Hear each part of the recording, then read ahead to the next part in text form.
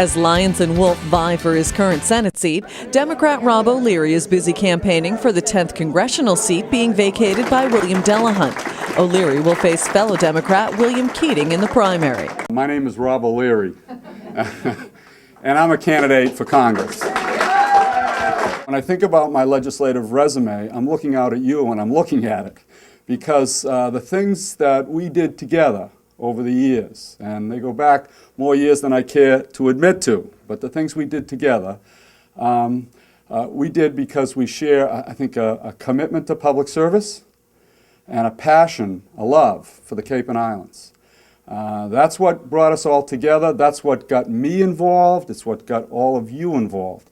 And it started for some of us, and I'm looking around at Matt in particular, basically putting together the Cape Cod Commission many years ago, because the Cape was struggling with the whole issue of growth and development. We reformed county government. We built the land bank, put together the Cape Light Compact. We created a lot of institutions, a lot of organizations that frankly, I think, made this place a better place than it would be otherwise. It all began here, didn't it? It all began in the 10th Congressional District. It began in Provincetown and Plymouth. It began in Barnstable with James and Mercy Otis. And their friends, notice their friends, they were friends, John and Abigail Adams.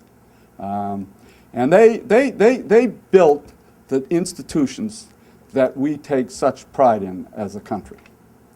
They were the architects of this. They gave us this democratic legacy. And there is no other place in America that has more ownership than we do with respect to that. And I think, and I know many of you share this, and I've heard this as I've moved around the district, it is striking how people are beginning to question all of this. There is a growing angst out there, and it's feeding a kind of anxiety about our governmental institutions and the viability of them.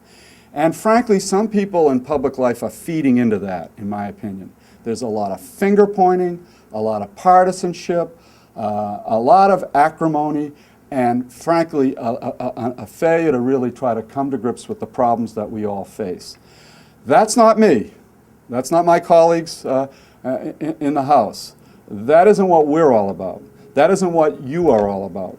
And I promise you, if I have the privilege, and it is a privilege, of being your congressman, I'm going to be a voice for good government. I'm going to be a voice for reaching across and working with people on both sides of the aisle around issues that are important to us.